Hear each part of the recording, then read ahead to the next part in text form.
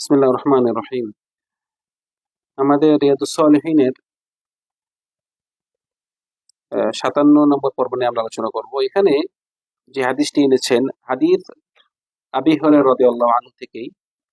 তিনি বলতেছেন যে আন্না রাসূলুল্লাহ সাল্লাল্লাহু আলাইহি ওয়াসাল্লাম ক্বালা ইয়াওমা খায়বার। খায়বারের যুদ্ধতে রাসূল সাল্লাল্লাহু আলাইহি ওয়াসাল্লাম বললেন, কি বললেন?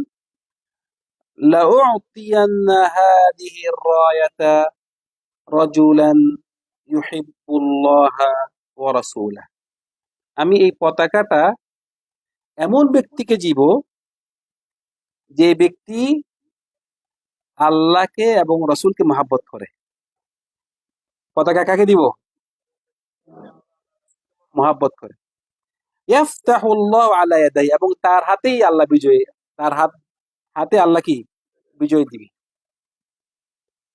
এই যে কথা বলেছে যে আল্লাহকে, ওই মানে রাসূল সার্টিফিকেট দিয়ে দিয়েছে এই ব্যক্তি কি আল্লাহকে মহাব্বত করে, রাসূলকে মহাব্বত করে। এই যে কথা বলেছে, মানে সাহাবারা তো সবাই, মানে এই ব্যক্তিটা কি, সবাই আশা করেছিল আল্লাহ আমি যেন হই, আমি যেন হই রাসূলকে বলছে আমি পতাকাটা দিব ওই ব্যক্তিকে যে ব্যক্তি আল্লাহকে পছন্দ করে, আল্লাহকে মহাব্বত করে, রাসূলকে মহাব্বত করে, এবং তার হাতে বিজয় দিবেন।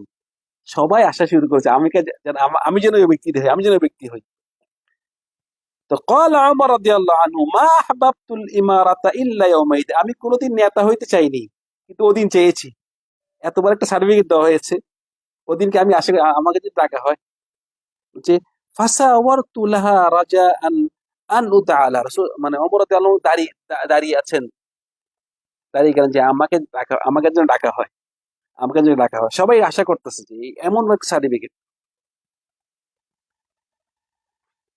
বলছে ফাদা রাসূলুল্লাহ সাল্লাল্লাহু আলাইহি ওয়াসাল্লাম আলী ইবনে আবি তালিব। রাসূল কাকে ডাকলেন? আলী ইবনে আবি আলী আলী আলী রাদিয়াল্লাহু আনহু ডাকলেন। কিন্তু এখানে আরেকটি হাদিসে পুরা করছে, এখানে সংক্ষেপে বলেছেন আলী আলী ছিলই না। ওই যে আলীকে ডাকছে, আলী কি ছিল না, উনি অসুস্থ ছিলেন। উনি বললেন যে আলী কোথায়? যে আলী বাসায় আসেনি, ওনার চোখে সমস্যার কারণে আসেনি। চোখে কি হয়েছে হতে পারে। তো রাসূল সাল্লাল্লাহু আলাইহি ওয়াসাল্লাম যখন আসতে বলেন এসেছেন। তো রাসূল সাল্লাল্লাহু আলাইহি ওয়াসাল্লাম আরেকটা মুজিজাত, রাসূল সাল্লাল্লাহু আলাইহি ওয়াসাল্লাম ওনার চোখে কি করেছে? থুতু দিয়েছে। থুতু দেওয়ার সাথে ভালো হয়ে গেছে, একদম পুরা সুস্থ হয়ে গেছে। তখন রাসূল সাল্লাল্লাহু আলাইহি ওয়াসাল্লাম তাকে এই পতাকাটা দিলেন। ওয়াকালা ইমশি ওয়ালা তালতাফিত হাত্তা ইয়াফতাহাল্লাহু আলাইকা। তুমি এই পতাকাটি সোজা হাঁটে যাও, ডান বাঁয়ে দেখবা না। সোজা কি হেঁটে যাবা, ডান বাঁয়ে দেখবা না, যতক্ষণ পর্যন্ত তোমাকে আল্লাহ বিজয় দান না করে। ফাসারা আলিয়ুন শাইআন হাত্তা ওয়াকাফা ওয়া লাম ইয়ালতাফিত ফাসারাকা ইয়া রাসূলাল্লাহ আলা মাদা উকাতিলান নাস। মানে রাসূল সাল্লাল্লাহু আলাইহি ওয়াসাল্লাম তাকে কি বলছে? তুমি সোজা হেঁটে যাবা, ডান বাঁয়ে তাকাবা না। উনি ডান বাঁয়ে তাকা নাই, সোজা হেঁটে গিয়েছে, একটু গিয়ে দাঁড়িয়ে গিয়েছে। দাঁড়িয়ে ডান বাঁয়ে তাকায় নাই, জোরে চিৎকার করে বলছে ইয়া রাসূলুল্লাহ, আমি মানুষদের বিরুদ্ধে যুদ্ধ করব, যে কিসের উদ্দেশ্যে আমি যুদ্ধ করব, আমার উদ্দেশ্য কি থাকবে? বলছে ক্বালা কাতিলহুম হাত্তা ইয়াশহাদু আল্লা ইলাহা ইল্লাল্লাহ ওয়া আন্না মুহাম্মাদার রাসূলুল্লাহ। তুমি ওদের বিরুদ্ধে যুদ্ধ করবে যতক্ষণ পর্যন্ত ওরা সাক্ষী না দিবে কি লা ইলাহা ইল্লাল্লাহ, সাক্ষী আল্লাহ ছাড়া হক্কার কোনো মাবুদ নেই, এবং রাসূল সাল্লাল্লাহু আলাইহি ওয়াসাল্লাম রাসূল, আল্লাহ প্রেরিত রাসূল। এই সাক্ষী দেওয়া পর্যন্ত তুমি কি ওদের বিরুদ্ধে যুদ্ধ করো। ফাইদা ফাআলু যালিক মানাউ মিনকা দিমাআহুম ওয়া আমওয়ালাহুম ইল্লা বিহাক্কিহা ওয়া হিসাবুহুম আলা আল্লাহ। রাওয়াহু মুসলিম। মুসলিম রিওয়ায়াত করেছে হাদিসটি। বলছে যদি ওরা এই কলিমা শাহাদাত বলে, তাহলে এই কলিমা শাহাদাত বললে ওদের ওদের রক্ত, ওদের ধন সম্পদ তোমার জন্য হারাম হয়ে যাবে। একটা মানুষ যদি লা ইলাহা ইল্লাল্লাহ মুহাম্মদ রাসূলুল্লাহ বলে, সে কি, তার ধন সম্পদ, তার রক্ত হারাম, সে ইসলামের আইন মেনে চলে এবং এই সাক্ষী দেয়, তার জন্য হারাম, মানে তাকে কিচ্ছু করা যাবে না।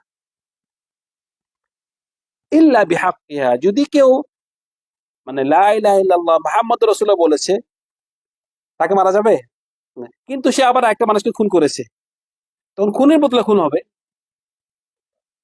বুঝছেন কথা? মানে একজন ব্যক্তি যখন নাকি লা ইলাহা ইল্লাল্লাহ মুহাম্মদুর রাসূলুল্লাহ বলবেন, তাকে মারা যাবে না। কিন্তু একান্ত সে যদি এমন কাজ করে, মেরেছে, মারার পত্র মৃত্যু, অথবা সে টাকা চুরি করেছে, তাকে তার হাত কেটে দেওয়া, অথবা সে জাকাত দিচ্ছে না, তার থেকে জোর করে জাকাত আদায় করা। কথা বুঝতে পারছেন? মানে এটা হলো বিহাক্কিহি। আপনি তাকে শাস্তি দিচ্ছেন অন্য কারণে, সরে অন্য কারণে, কিন্তু তার এমনি তার রক্ত, তার টাকা পয়সা হারাম। হ্যাঁ, সে যদি লা ইলাহা ইল্লাল্লাহ মুহাম্মাদুর রাসূলুল্লাহ বলে অন্তরে, কিন্তু মুখে বলে, কিন্তু অন্তরে সে এত বিশ্বাস করছে না, এত তার মুনাফিকে আছে, এটা কে দেখবে? ওয়া হিসাবু আলাল্লাহ। অন্তরে কি আছে এটা আমার দরকার নাই, হিসাবু আলাল্লাহ। সে তো বলছে, সাক্ষী দিয়েছে আমি মুসলিম, কিন্তু অন্তরের বিষয়ে কি, অন্তরের ভিতরে কে জানে? আল্লাহ জানে। আমরা তার বাইরের দৃষ্টি আমাদের, আমরা হুকুম করবো, কিন্তু ভিতরের কি আছে না আছে এটা আমরা আমাদের জানার বিষয় না, এটা আল্লাহ দেখবে। ওয়া হিসাবুহুম আল্লাহ। যেমন আমরা বর্তমানে তার নিয়ত খারাপ, মানে ডাইরেক্ট একটা বলে তার নিয়তই খারাপ, না, নিয়তের বিষয় আমাদের দেখা দেবে, নিয়তের বিষয় কি আল্লাহ দেখবে। তো এখানে হাদিসটি আনার উদ্দেশ্য হলো যে, যখন রাসূল সাল্লাল্লাহু আলাইহি সাল্লাম এই কথাটি বলেছে, তখন সব সাহাবারা কি আশা করেছে যে তারা যেন ওই পুরস্কারটা পায়। সেজন্য ভালো কাজ যখন নাকি ভালো একটি বিষয় হবে, তখন ওই ভালো বিষয়টি নিজে পাওয়ার জন্য আশা করবেন। কোন একটা কাজ করলে কাজটি আল্লাহর মহাব্বত পাওয়া যায়, তখন নিজে এই কাজটি করতে কি আশা করবেন, করতে চেষ্টা করবেন। এটি নিয়ে আমরা একটা হাদিস শুনলাম। আল্লাহ সুবহানাহু ওয়া তাআলা আমাদের সবাইকে ভালো কাজে প্রতিযোগিতা করার তৌফিক দান করুন। ওয়া সাল্লাল্লাহু আলা সাইয়্যিদিনা মুহাম্মদ ওয়া আলা আলিহি ওয়া সাহবিহি আজমাইন। আসসালামু আলাইকুম ওয়া রাহমাতুল্লাহি ওয়া বারাকাতুহু।